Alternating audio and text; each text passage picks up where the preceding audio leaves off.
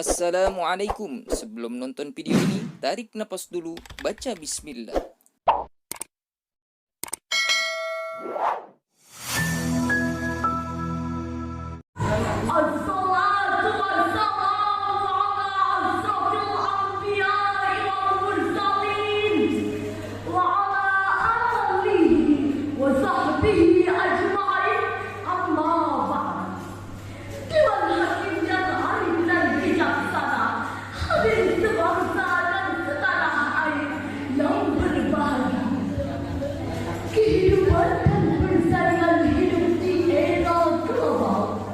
Bermuara pada angka 40% berbanding 60%. Hanya 40% manusia di dunia yang aktif dan produktif.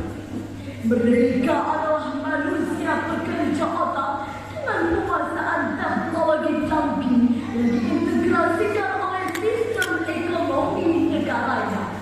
Dan sebagian besar mereka berasal dari bumi sebelah utara. Sedangkan sisanya 60%, mereka adalah manusia penggembira yang hidup segar mati tak mati. Hadirin, perbandingan tadi kini telah menuju pada angka 20% berbanding 80%, yang artinya semakin banyak manusia malas dan semakin besar mereka berasal dari bumi sebelah selatan. Maka tidak mustahil jika bangsa kita menjadi penyumbang terbesar pada angka 80% tadi. Hadirin, kondisi seperti ini menggambarkan kepada kita akan rendahnya kualitas sumber daya manusia Indonesia yang dicerminkan oleh 5 kemiskinan secara simultan, yaitu miskin ilmu, miskin ekonomi, miskin teknologi, miskin metodologi, bahkan miskin moral dan spiritual. Akibatnya hadirin, tidak sedikit saudara-saudara kita yang bersikap apatis, berjiwa pemikir, berwatak sadis, bahkan menentang iblis. Kalau ada peluang disikat, tidak peduli harta orang, yang penting aku senang. Na'udzubillahi min dzalik. Lalu, bagaimanakah konsep Islam dalam meningkatkan kualitas sumber daya manusia di Indonesia? Sebagai jawabannya, dari kesempatan kali ini, kami akan membawakan syarahan yang berjudul Mempersiapkan Kualitas Sumber Daya Manusia di Era Global dengan landasan Al-Quran, Surah Al-Isra ayat 70. A'udzubillahi minasyaitonir rajim.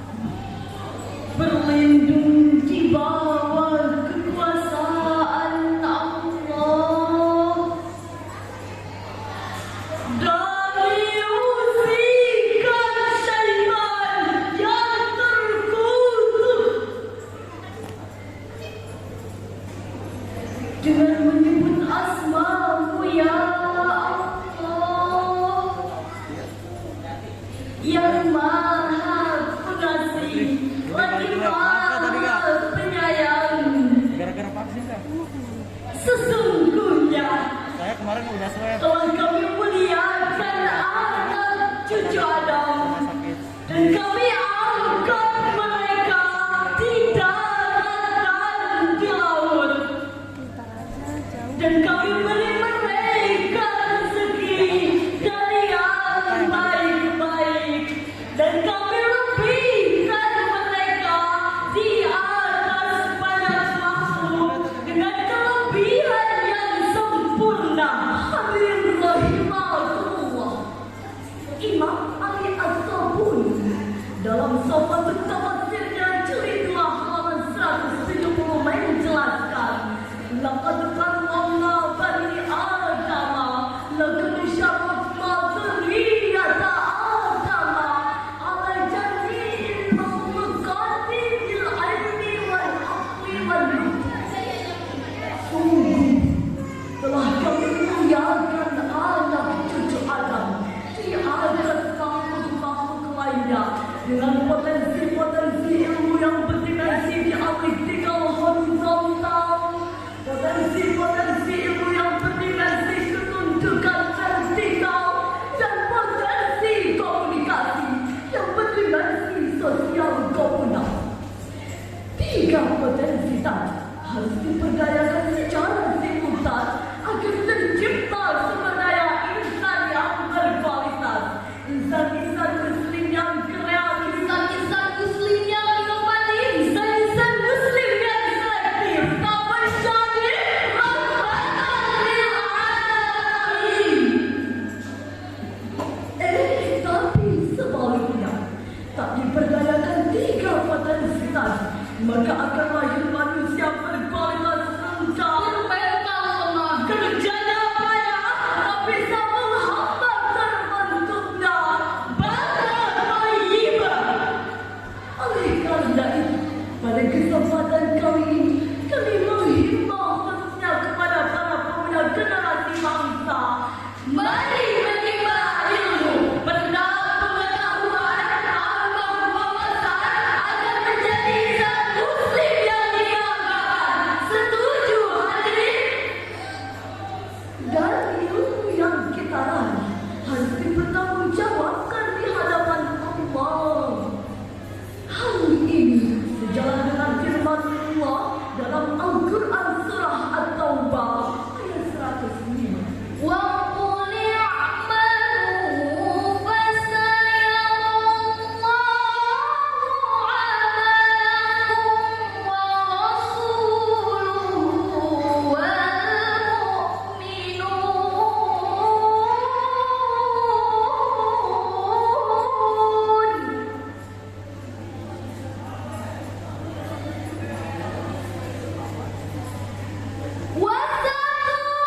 وستردون إلى عالم الغيب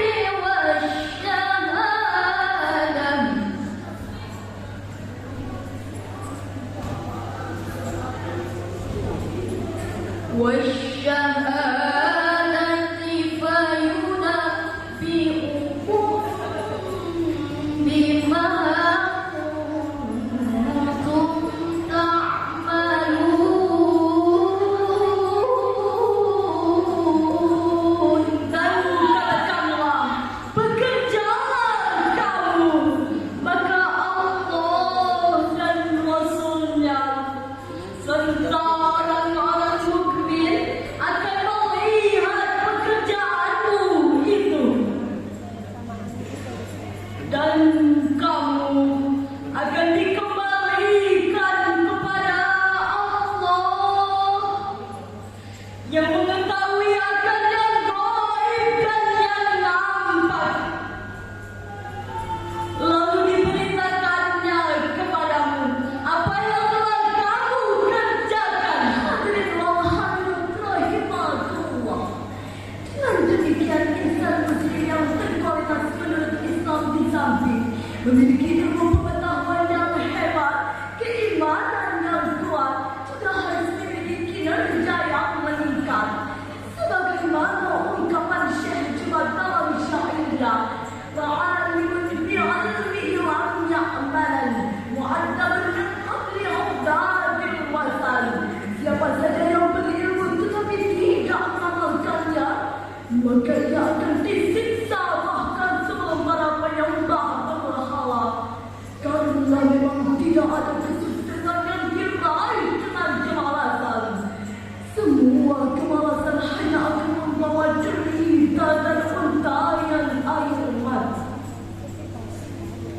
pantas. Pada zaman Rasulullah Muhammad bin Khattab, tatkala ada pemuda yang termenung berbangku tangan, memohon meminta limpahan rezeki kepada Allah tanpa bekerja dan bersusah. Lalu merah pada muka Umar bin Khattab seraya berkata, "Ya syabab, ma yaqudanna ahadukum an talab rizki wa huwa yaqulu Allahumma rzuqni wa qad alima anna as-sama ala al-qadri wa za'ama wa wahai pemuda, tidak pantas kau duduk termenung berbangku tangan, memohon meminta limpahan rezeki kepada Allah tanpa bekerja dan bersusah. Padahal engkau tahu langit tidak mungkin mencucurkan emas dan perak. Allah berfirman dalam Al-Quran surah Al-Maidah ayat 9.